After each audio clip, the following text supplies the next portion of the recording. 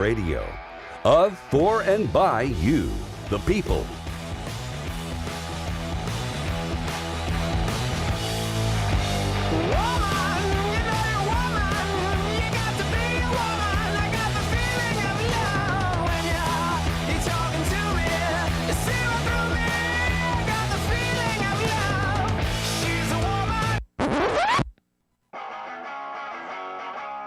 Live from our nation's capital, it's Deadline DC with Brad Bannon. Welcome to Deadline DC with Brad Bannon. I'm Brad Bannon, the host of Deadline DC. I'm a national Democratic strategist and pollster, a columnist for The Hill in Washington, D.C., and a political analyst for News Radio KNX in Los Angeles. By the way, if you want to read my new column in The Hill on Earth Day, you can check it out at muckrack.com. That's muckrack, all one word, muckrack.com/Brad Bannon. My company, Bannon Communications Research, polls for progressive issue groups, labor unions, and Democrats. Mondays on Deadline DC, I talk to the people and players behind the politics and policies that drive our great nation forward. With us, as usual, is our intrepid executive producer, Mark Grimaldi, who keeps the show online and makes sure the trains run on time. We've got two great guests this afternoon on Deadline DC. Our guest in the first half hour is Bob Deans, the Director of Strategic Engagement for the National Resources Defense Council. He's here to help us celebrate Earth Day 2024. Then in the second half hour, Teresa Purcell, the founder of the Rural Strength Network, discusses the Democratic problems performing in rural areas.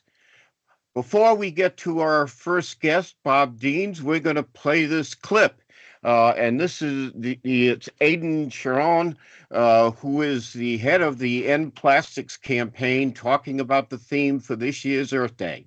The Earth Day theme for 2024 is Planet versus Plastics, to bring attention to the health implications of plastic, as well as bring attention to the Global Plastics Treaty that we're currently negotiating and hope to finish by the end of 2024. And we're hoping with that, we're going to see production cuts. So EarthDay.org is calling for a 60% reduction of production by 2040.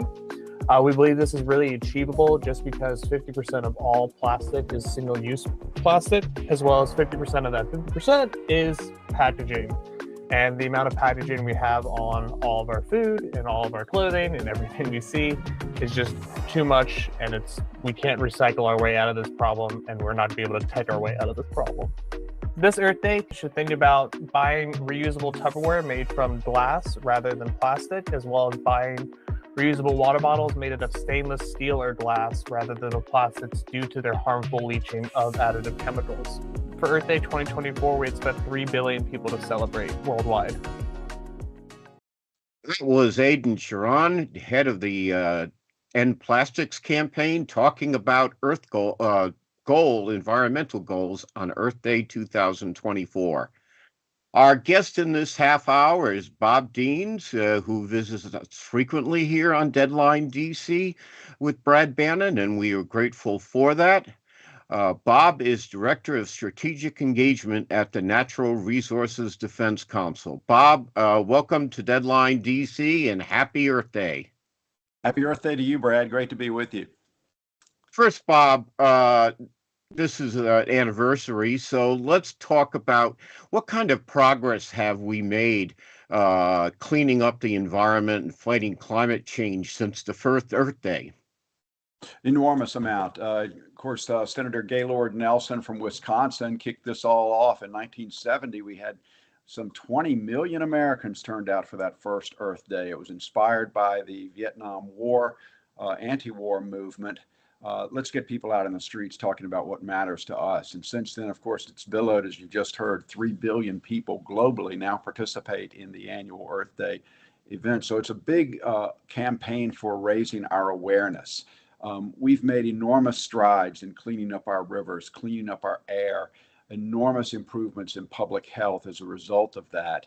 And the big challenge overarching now, of course, Brad, is climate change. And one little thing for people to remember where we have gone backwards since 1970. Since 1970, we have burned more oil, coal, and gas globally than in all of history before then. Not just a little bit more, Brad. We've burned 3 times as much coal, oil, and gas since that first Earth Day in 1970 as in all of history before that. We have increased the amount of carbon in the Earth's atmosphere by 30% to its highest level in more than 3 million years. That's happened, Brad, just since Earth Day. Okay, let me. You heard the clip from. You heard the clip from Aidan Sharon. He talked about goals. Do those strike you as reasonable goals? Do they go far enough? Can we reach them? They're certainly achievable goals, cutting the production of plastic 60% by 2030, another decade and a half. And look, we've got a real problem here, Brad. There's not a place on this planet you can go to anymore that hasn't been polluted by plastics. You find microplastics in birds out in islands, the Midway Islands in the middle of the Pacific Ocean. You'll see birds that have died from eating plastic that's washed up on the shore that they picked up in the ocean.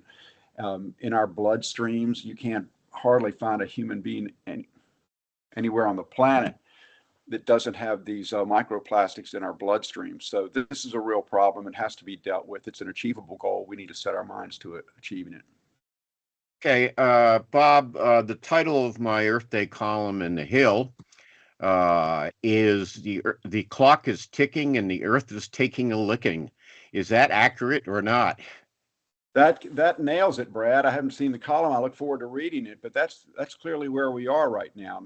We just found that the carbon dioxide levels in the atmosphere now reached a new high, 424 parts per million. That might not sound like a lot, but again, as we just talked about, it's 30% more than we had just in 1970. So that's got to change. We saw the consequences last year. 2/3 of Americans under the threat of dangerous heat waves last summer. The Mississippi River at an all-time low due to drought just last fall. Canadian wildfires that torched enough land to cover the state of Oklahoma. So the crisis is dire. We need to act. Here's the great news. We are taking action, more action than ever in the past 3 years, where we have seen the Inflation Reduction Act, something like $120 billion in corporate investment as a result of that act, helping us to build new factories that are going to make solar panels, wind turbines, electric vehicles, and advanced batteries in this country, in red states and blue, Brad.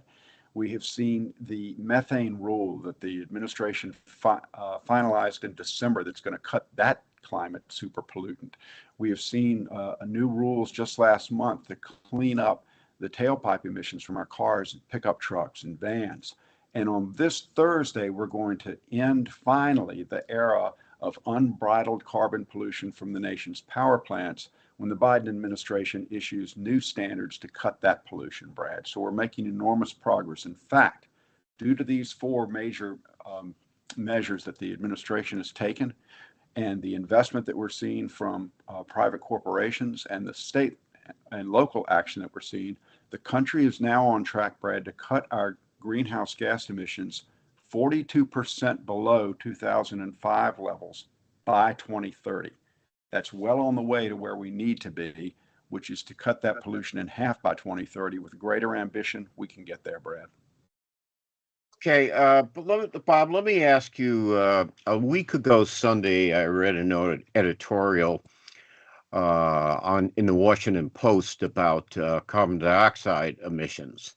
And basically, the point the Post made was that if you look at the world, the United States and the G7 countries in Europe have made significant progress cutting carbon dioxide emissions, but that has been overset by an increased carbon emissions in developing nations, and the 2 biggest offenders were China and India.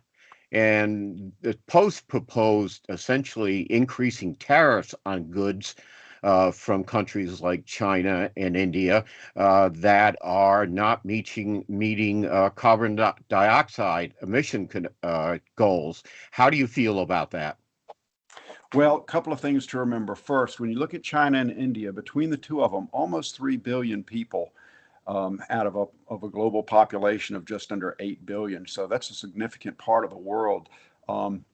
They are both growing rapidly, China more so than any country in the history of the world. So we understand that's going to take a lot of energy. But the issue here is fairness and effectiveness. We've got to address this carbon footprint globally. It's a global problem.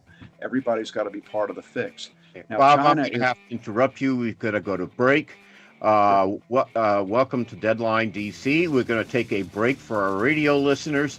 Our guest in this half hour, Bob Deans from the Natural Resources Defense Council, will still be with us when we get back from the commercial break. If you came across someone struggling with hunger,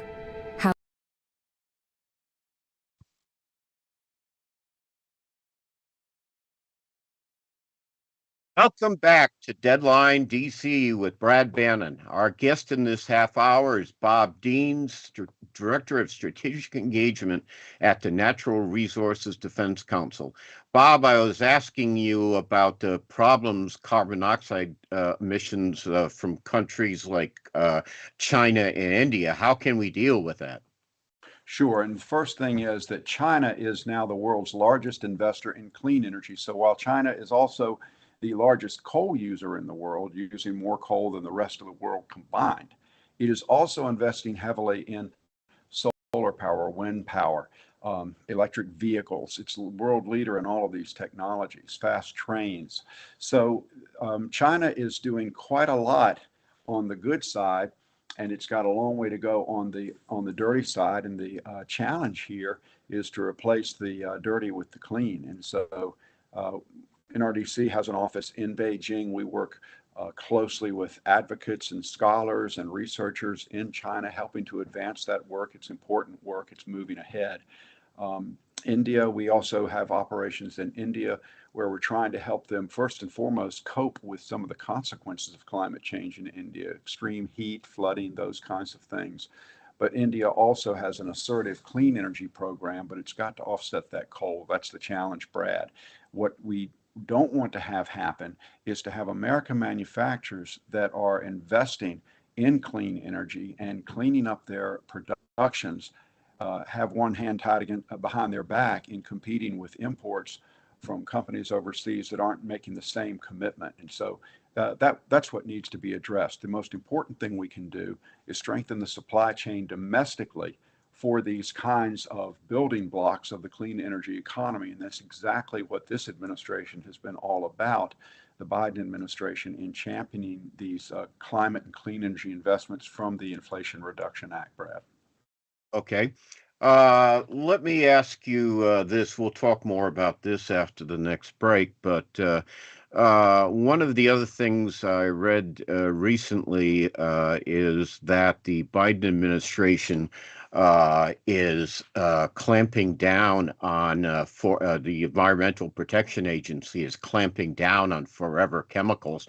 What are forever chemicals, and what is the Biden administration trying to do? These forever chemicals, they're called PFAS for short.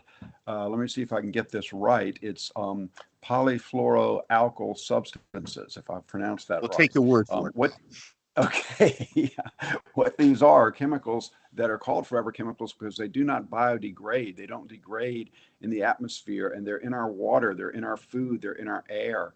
And so what the Biden administration has done is taken the first steps ever to restrict, reduce, control, contain these toxic chemicals that are just pretty much everywhere around us. And so this is important. It's essential. These chemicals are associated with all manner of maladies, Brad, heart disease, liver disease, cancer, and developmental issues in children. It's bad stuff. It's toxic. The Biden administration is finally doing something about it. Okay, Bob, we're going to take another break. Our guest, to bring back our radio listeners, our guest in this segment, and he will be with us when we get back from the break, is Bob Deans, Director of Strategic Engagement at the Natural Resources Defense Council.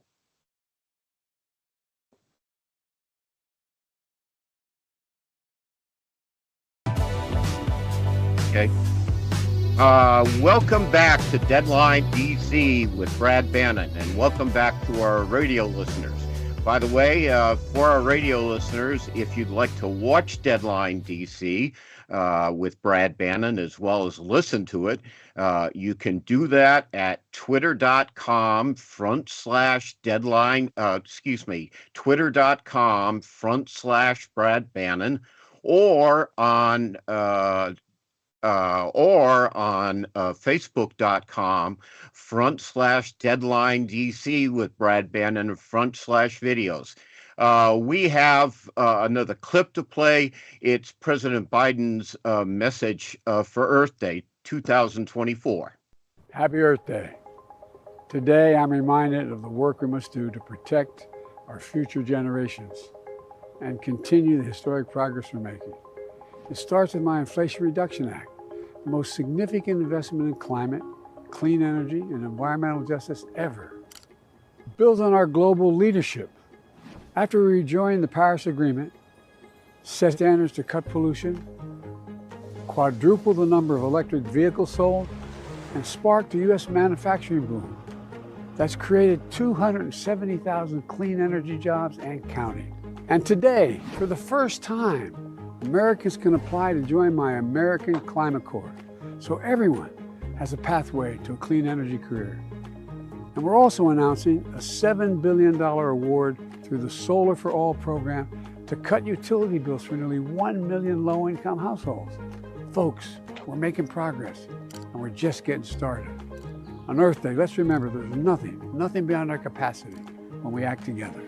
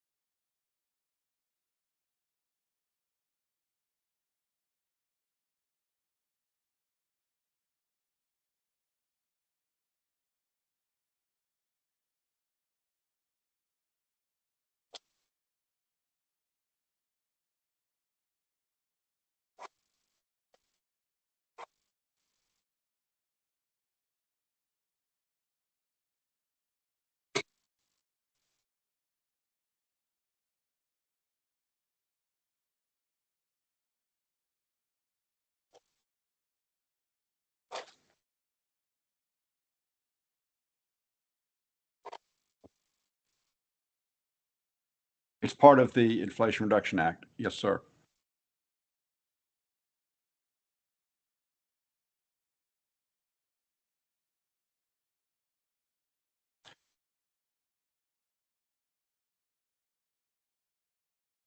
Absolutely. The president talked today about two things that the youth really care about. One is action, and the other is progress. People are tired of words. They're tired of empty promises. And what you've been seeing from this administration are those two things, action and progress. The American Climate Corps that he talked about is a pipeline to get young people engaged in working on climate adaptation, climate mitigation, and also making our communities more resilient. So they're learning the skills to do that. What he announced today were these first 2,000 of 20,000 jobs that are coming out for this. And those first 2,000 members of the American Climate Corps will go to work in June, Mark. So it's right around the corner. And they're preparing for futures. They're going to be apprenticing, learning the trades that we need. To make your home more efficient, we need roofers, we need carpenters, we need plumbers. To electrify the nation, we need journeyman electricians. This is all about training people and moving in that direction, those who want to go there. The other piece of it is environmental justice that you mentioned. Part of the Inflation Reduction Act was a $27 billion program to be administered by the EPA to make sure that marginalized communities, low-income communities, people of color who have been overlooked and are on the front lines of climate and hazard and harm, that they are benefiting from these investments. And so what the president said today is we're announcing $7 billion of that $27 billion in grants to make solar panels available to, as you said, these 900,000 homes in marginalized communities around the country, saving these folks about $400 a year in their electricity bill. Those are big savings, particularly for low-income folks, Mark. So all of this is important. And what the president is saying is we're going to take action, we're going to make progress, and we're going to keep moving forward.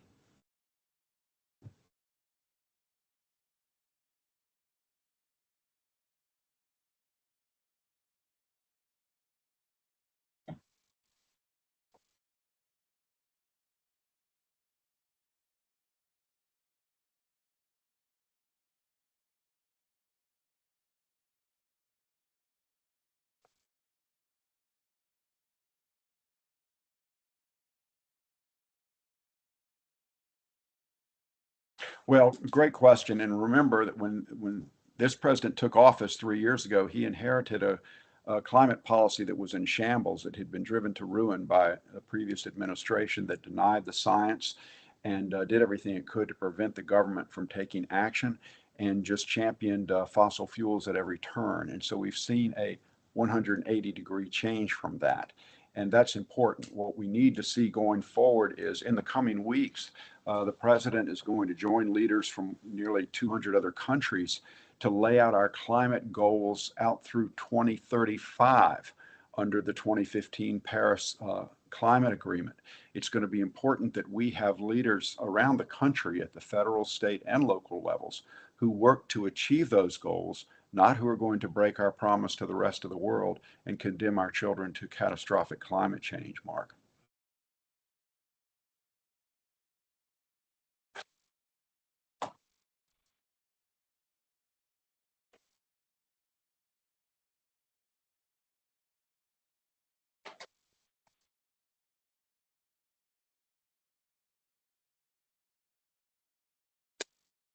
It's so important because plastics are poisoning the planet, the people, our ecosystems. These plastics do not biodegrade, obviously. They stick around forever. They get into our food, our air, our blood, and it needs to be addressed. We just can't continue the way we have been. And so the goal of cutting plastics production 60% by 2040 needs to be a global goal. That's going to require U.S. global leadership. And we need a leader who's going to take that mantle on.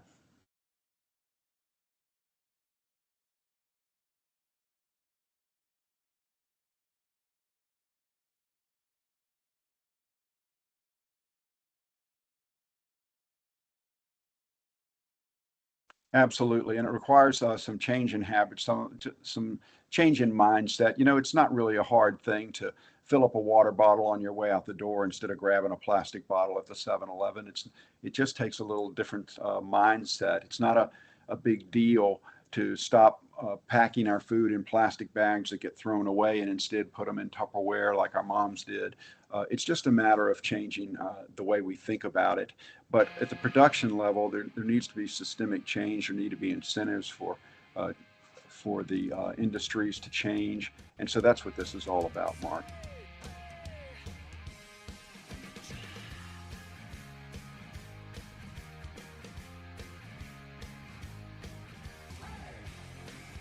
Happy Earth Day, Mark.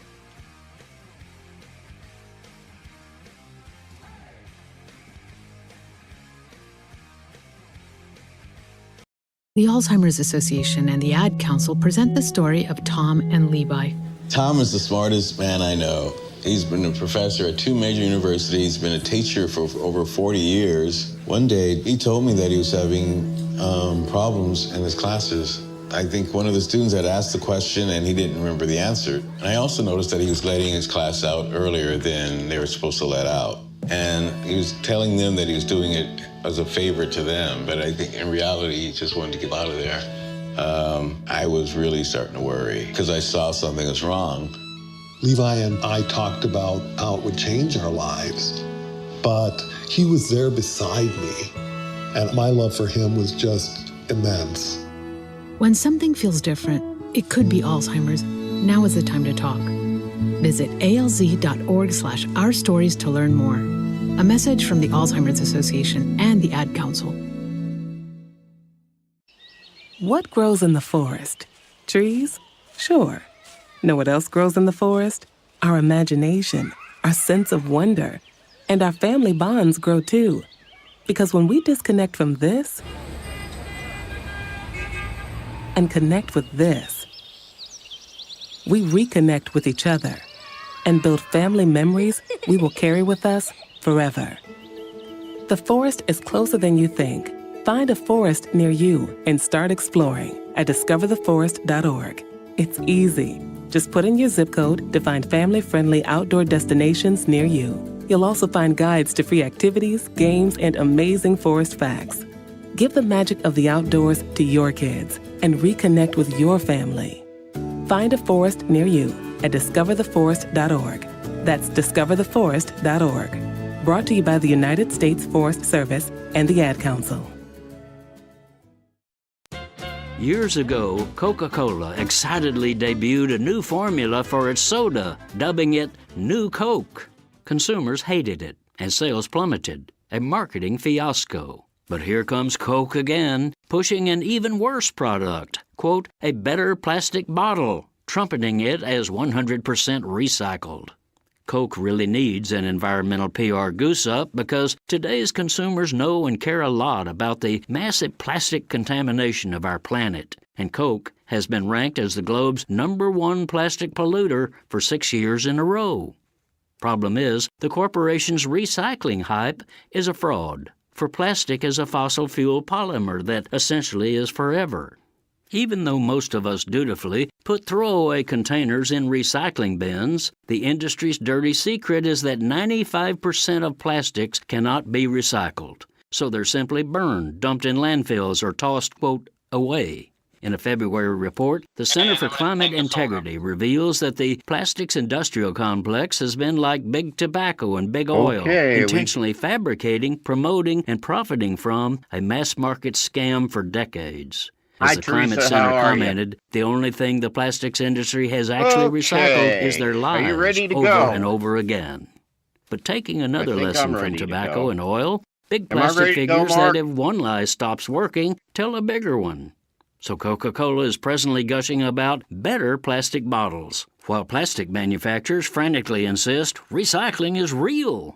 This is Jim Hightower saying, of course their new claims are nothing but refabricated prevarications. Meanwhile, the industry is planning to dump 300% more plastic on us in the next few years. Hello, let's get real. The only way to stop planet-choking plastic contamination is to stop making the stuff.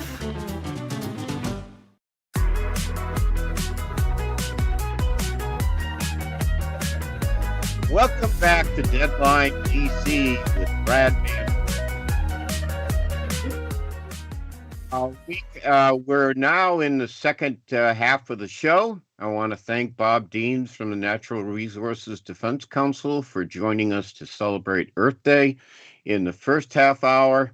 Our guest in the second half hour is Teresa Purcell, who's the founder of the Rural Strength Network. Strong. And the topic for the day is going to be democratic strength in rural areas, or lack of theirs. First, though, we have this clip about President Biden speaking to rural voters. In Minnesota today, President Biden kicked off a new campaign to reach rural voters as he struggles to sell his economic message. Gabe Gutierrez is there. At his Iowa farm, Dave Struthers has been producing pork for decades. But these last few years, he says, have been a struggle. We've had high costs, and our product we produce has not risen in value correspondingly. Inflation has hit rural households harder than the rest of the country. According to researchers at Iowa State University, rural households spent an extra $5,500 last year. We're the people that produce the food and manufacture a lot of the goods. we seem to be ignored just because we don't have the population. Meanwhile, researchers at Cornell estimate that 94% of the nation's job growth has happened in urban counties since the year 2000. So today, here in Minnesota, President Biden literally barnstorming, kicking off a 2-week blitz of rural America. It's about restoring pride in the rural communities that have been left behind for far too long. The administration touting more than $5 billion in federal funding to help create jobs, connect more rural areas to broadband, as well as promote farming techniques that fight climate change. The new push is urgent and could be critical to Democrats in 2024. Despite what everyone is saying, the economy's been humming along pretty well. Dairy farmers Stephen and Jody Olson-Reed think the president is on the right track. I don't blame Biden for inflation. I blame corporate greed. But former President Trump has kept widening his lead among rural voters, and according to Pew Research, Republicans got 69% of the rural vote in the 2022 midterms. Okay, our guest in this half hour with that backdrop is Teresa Purcell, who's the founder of the Rural Strength Network. First, Teresa, thanks for joining us today. Let's start off with, why don't you tell our listeners and viewers what the Rural Strength Network is and how to find out more about it. Actually, Brad, it's the Rural Strong Network, and how to find out more about it is ruralstrong.us. Just visit us online at ruralstrong.us. And we're just getting started, but the goal of the Rural Strong Network is to basically empower local people to connect with their friends and neighbors on strengthening our communities, advancing democratic values, and making government work. One of the things that go ahead. No, go. Okay, well, let me, you sent me these numbers, which I find astounding. In 1992, President Bill Clinton, actually then candidate Bill Clinton, won 1,117 rural counties across the nation. In 2008, candidate Barack Obama won 455 counties in rural America. And in 2020, when Joe Biden beat Donald Trump, President Biden won only 147 or something like that counties? 194 counties. 184. What happened? I mean, the Democratic vote in rural areas has been diving, and they mentioned in that clip there, in 2022 midterm elections, Democratic congressional candidates got only 36% of the vote in rural areas. So what's going on here? That's pretty dramatic. Well, the Democratic Party quit showing up in rural America. I mean, to be perfectly honest, that's a huge part of what happened. Was we haven't shown up for folks there. The Democratic Party has been, and this isn't to say that there aren't Democrats in those places, or there aren't people who are not supporters of Donald Trump, but a huge part of what's going on in rural America is that we actually haven't shown up, and people are intimidated. The far right has, if everywhere you look there's a Trump sign, you assume that your friends and neighbors and the people in your community are Trump supporters, because there's been no counter narrative. That there just hasn't been, people have not been showing up and connecting with rural people. We spend hundreds of millions of dollars on television every year telling people how great the economy is, when that's just not our experience. I live in a rural county. I live in a factory town where over the past 30 years, we haven't built anything. We have not, our health outcomes. When I ran in 2016 as a Democrat, and I lost by 559 votes out of 57,000 cast, in an environment where Donald Trump got I lost by, Donald Trump won between 7 and 30 percentage points in the 5 counties that this district represents. And so out of, again, out of 57,000 votes cast, I lost, and I'm an incredible Democrat. Okay. Let me ask you this, Teresa.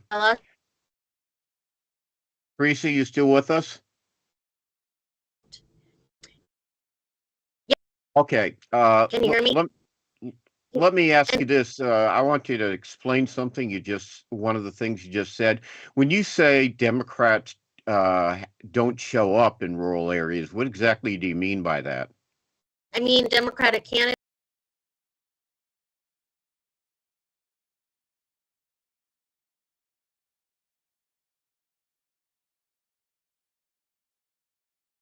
safe to run as a Democrat right now. And statewide candidates don't show up. You know, I live in Marie Gluesenkamp Perez's district, which was one of the biggest upsets in 2022. And I was an advisor to that campaign, and you know, all the advice she was getting from the political elites was to not even bother with rural places. And she showed up and she used the word rural, and she talked about rural people and rural issues.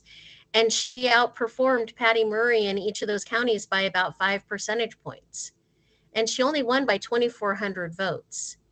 And so when you show up in our communities, you actually, people want to hear from somebody. They will vote for somebody who's talking about issues that matter to their lives. Okay. Let me ask you this question. I think that many Democrats have this stereotype of rural areas. And you sent me an article. Someone wrote an article about rural white rage, and basically they're a whole bunch of Klansmen and all sorts of crazy people running around in rural areas. And I mean, I think you're examining a real problem here, because basically my sense is the average Democratic strategy usually is to run up big numbers in big cities, to run up to be competitive, competitively win suburban areas, and basically hope for the best in rural areas. Is that a fair assessment of National Democratic strategy? And it's failing us. We now have a Republican Supreme Court where we have to go win at state levels. And I want to talk a lot about the implementation. Joe Biden is making, and Democrats in Congress are making, transformative investments in rural America right now. And there's 2 challenges. One is no one knows about these investments. And 2 is making sure those investments are hitting the ground. And that when I was listening to your Earth Day episode, part of the show, and what's so interesting is implementation of all of the federal policies require electing the right people in rural America. One of the biggest barriers to implementation of both the climate change policy for wind and solar requires county commissioners. Conservation districts are huge parts of implementing the Climate Conservation Corps. So we have lots of great work to do. And I know we have to go to a break in just a minute, but I'd love to talk more about how we engage rural people. We will, and you're right, we do have to go to a break right now.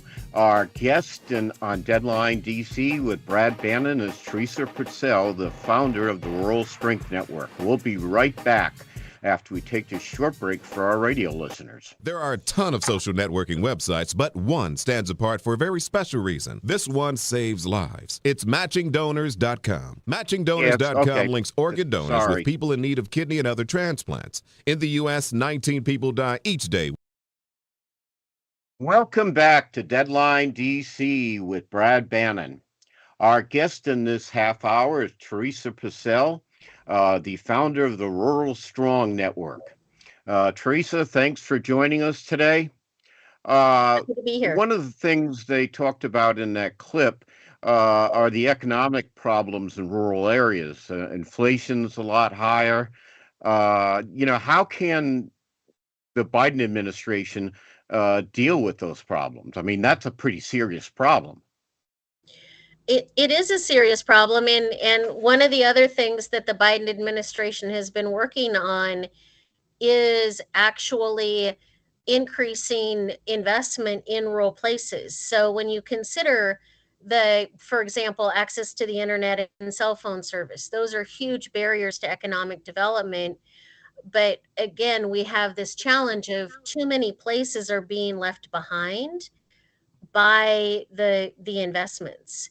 Inflation is worse in rural places, and it is important that people show up and acknowledge that inflation is worse. It is harder to get access to fresh food. It is harder to get access to childcare. We have rural hospitals are closing, and the work of the Rural Strong Network is to really help hold people, local officials and state legislators accountable for making sure that the benefits that are coming from the federal government are felt in rural communities. Right now, we have way too many county commissioners and state legislators elected in rural areas who are so committed to proving that government doesn't work that they're not applying for the grants. Even if, and another huge problem is that rural areas don't have access to grant writers. We don't have access to the tools that the federal government uses to actually help communities. So there's this giant disconnect. And part of our mission is making government work, because there's this giant disconnect between the structures of the programs that are designed to help rural areas and the actual capacity of those rural places to take advantage of those tools. And the same thing in agriculture. There's very little space between being able to go to the farmer's market and Cargill. And what we need to be building is we need to be building those co-ops, and there's money available to do that, but there's very little interconnectivity between the small farmers and actually up and coming young people who want to farm and ranch, people of color who want to work in this space, and the giant federal programs that are designed to them. But there's a Okay. Our guest in this half hour of Deadline DC with Brad Bannon is Teresa Purcell.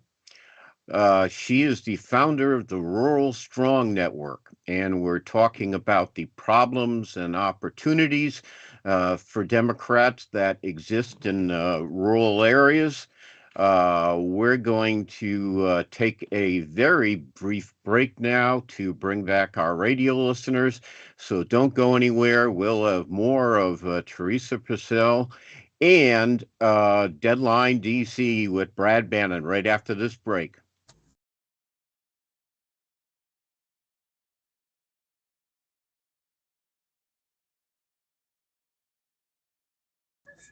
Yeah, play the clip.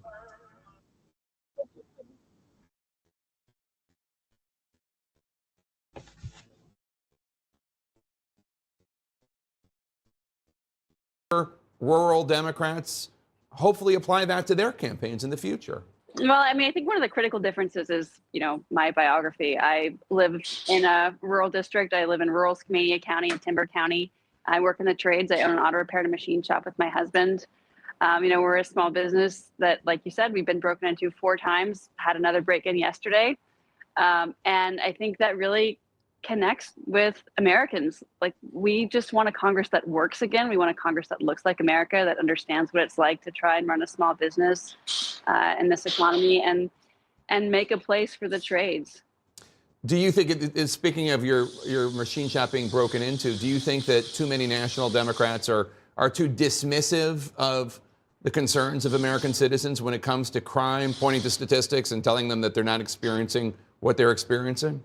Yeah, I think that's a fatal flaw in the Democratic strategy, is people are always trying to explain things to people. They're obsessed with, being right all the time. And I think that it's important to understand the underlying feelings around an issue and not just the statistics, because those statistics, unless you understand the facts on the ground, those statistics can sometimes be hollow. You beat your opponent, Republican Joe Kemp, by only 2,600 votes yesterday.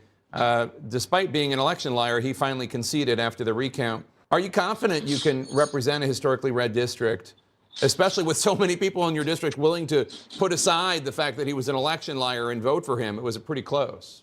Yeah, I'm here to represent everyone, not just the people who voted for me. I think we have a lot of shared interests. Like I said, we all want a country that works again. We want opportunity for our kids. I'm part of the generation that, work as hard as I want. I'm not going to make as much money as my parents. And I think we are seeing an increasing, disenchantment, with the way things are working for folks. I'm running on really bread and butter issues of right to repair laws are something that are really critical to me, and one of the things I'll be working hard to pass in Washington, D.C. Hey, our guest in this half hour is Teresa Purcell, who is the founder of the Rural Strong Network. Teresa, you were an advisor to that campaign. Tell me why this rural Democrat was able to succeed when so many others crashed and burned in 2022. Well, and I want to say I was a volunteer advisor. I was an early supporter, but Marie was one of those people who had the courage to get in very early, and she showed up. She showed up in every corner of her district. She had conversations. She went, she was the person who was showing up and listening to people and really got the disconnect. She got how hard things were. She got how, as oftentimes, the joke, the one of the slogans I have for the Rural Strong Network is we show up, we shut up, and we get stuff done. Because one of the things that the Democrats have not done in rural places is we haven't shown up and we haven't listened. And again, the Biden administration and Democrats in Congress are doing that. And the other thing that Marie has done, Congresswoman Perez, Glusenkamp Perez, that I love saying that, is she actually is so real and she is so connected to people. She doesn't buy into the talking points. She doesn't buy into not standing up. She stands up to the Democratic Party for working people. She stands up on her, she got a lot of pushback on really putting a stake in the ground on, we need to actually not just have college forgiveness, but we need to make sure that people are investing in the trades. We need to make sure that people have access to trade certification and not just, it's not just the kind of white collar, college bound. Those are folks that the Democratic Party is gaining with, but it's not enough people to win.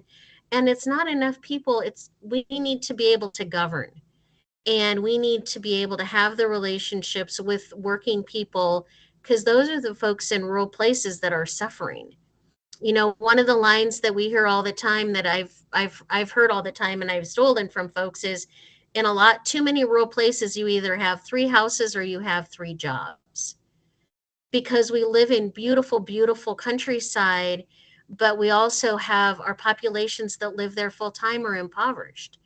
And I want to go back to, if I can, the whole white rural rage framework is horrific. Clearly, those folks have never really interacted with rural people. And I would love to take on chapter and verse on their analysis. The analysis of the problem is not that far off, is white rural people have been left behind.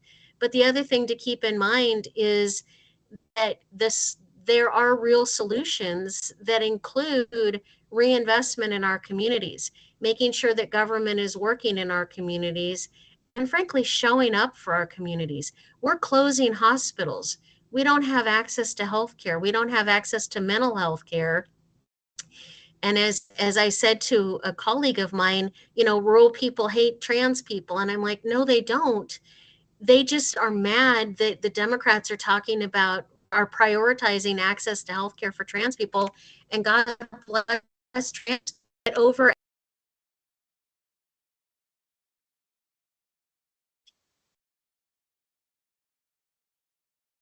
And are the people that are getting elected as Republicans, part of the work of the Rural Strong Network is making it safe to be a Democrat in rural America again. Building a brand that says rural strong, building homegrown prosperity together, so people can signal to each other, centering on shared values and not partisan politics. Well, let me ask you this question. She's, if you look at her district, it's one of the, top Republican targets for 2024. And my question is, the Biden message, as far as I can figure it out, is look at all the progress we've made on the economy since Donald Trump was president. Things are much better now. Will that message work for her in a reelection campaign and help her get reelected?